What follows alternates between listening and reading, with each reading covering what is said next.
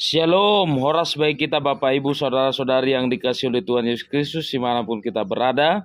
Berjumpa lagi di jam Jepek Alai Maripola. Sebelum saya menyampaikan firman Tuhan, terlebih dahulu kita berdoa. Bapa dalam surga, kami bersyukur buat kasih karunia Tuhan yang menyertai kami. Kami mau mendengarkan firman Tuhan. Berfirmanlah Tuhan, kami telah siap mendengarkannya. Dalam nama Yesus Kristus kami berdoa kiranya kehendak-Mu yang terjadi. Amin. Bapak Ibu Saudara-saudari yang dikasihi oleh Tuhan Yesus Kristus, firman Tuhan yang ditetapkan untuk kita pada hari ini tertulis dalam Roma pasal yang ke-9 ayat yang ke-20. Demikian bunyi firman Tuhan. Siapakah kamu, hai manusia, maka kamu membantah Allah? Dapatkah yang dibentuk berkata kepada yang membentuknya, mengapakah engkau membentuk aku demikian? Demikian bunyi firman Tuhan. Saudara-saudari yang dikasihi oleh Tuhan Yesus Kristus, Tuhan itu mempunyai hak prerogatif di dalam kehidupan manusia, di dalam kehidupan ciptaannya. Karena Tuhanlah yang menciptakan, creator ex nihilo, dari yang tidak ada menjadi ada. Tuhanlah yang menciptakan manusia. Maka manusia itu tidak boleh berkata di dalam dirinya dan juga menuntut kepada yang menciptakan. Karena yang menciptakan itu mempunyai maksud dan tujuan atas apa yang diciptakannya. Demikian juga halnya dalam firman Tuhan ini.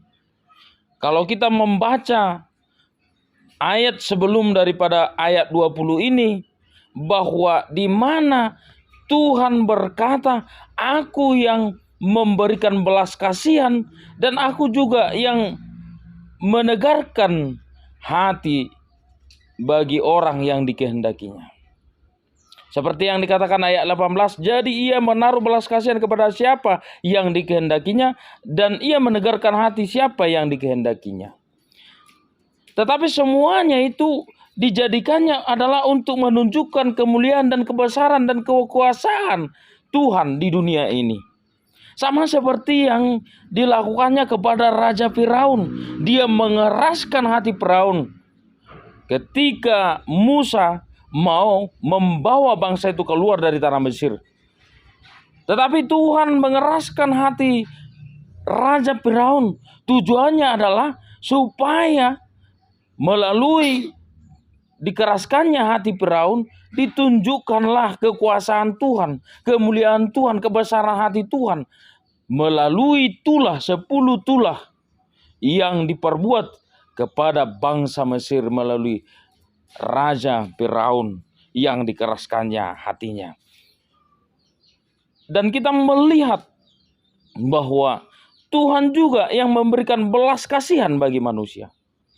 Maka sebagai umat ciptaan Tuhan, sebagai manusia yang dibentuk, maka kita tidak boleh berkata atau menuntut atau membantah Allah yang menjadikan kita. Sehingga kita harus turut kepada perintah Allah, yakin kepada Dia, percaya kepada Dia.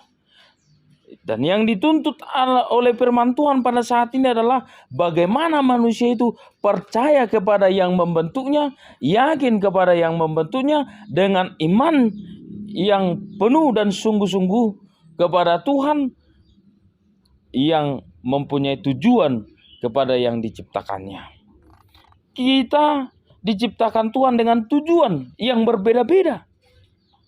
Sama seperti dikatakan ayat 21, apakah tukang periuk tidak mempunyai hak atas tanah liatnya untuk membuat dari gumpal yang sama suatu benda untuk dipakai guna tujuan yang mulia dan suatu benda lain untuk dipakai guna tujuan yang biasa? Ada tujuan yang mulia, ada tujuan yang biasa. Tentu segala sesuatu yang diciptakan punya tujuan masing-masing. Itulah yang perlu kita ingat sebagai umat ciptaan Tuhan. Maka kita harus percaya dan yakin kepada Dia yang menciptakan kita, yang menjadikan kita di dalam kehidupan kita. Dan melalui itu kita tidak boleh menuntut dan membantah Allah yang membentuk kita. Seharusnya kita tunduk kepada Dia, yakin kepada Dia sepenuhnya, di dalam kehidupan kita dan menggantungkan diri kepada Tuhan yang menjadikan kita. Di dalam kehidupan kita sehari-hari, kita harus sadari tidak ada yang perlu kita sombongkan.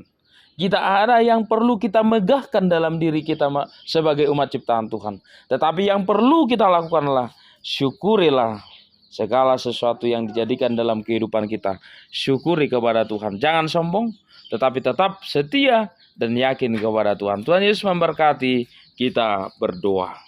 Kami bersyukur Tuhan buat firman Tuhan yang telah kami dengarkan. Biarlah firman Tuhan bertumbuh, berakar, berbuah dalam kehidupan kami. Di dalam nama Yesus Kristus kami berdoa, kiranya kehendak-Mu yang terjadi. Amin.